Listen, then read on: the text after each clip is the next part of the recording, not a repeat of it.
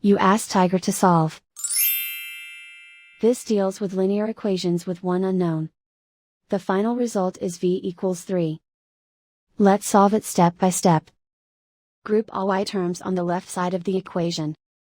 Subtract 3v from both sides. Group like terms. Simplify the arithmetic.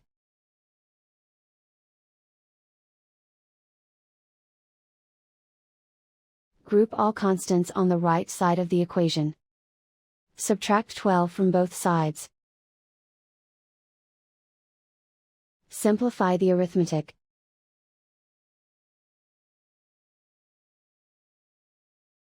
Isolate the y. Divide both sides by -4. Cancel out the negatives. Simplify the fraction. Cancel out the negatives. Find the greatest common factor of the numerator and denominator.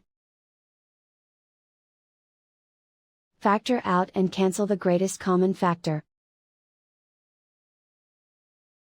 And so the final result is v equals 3.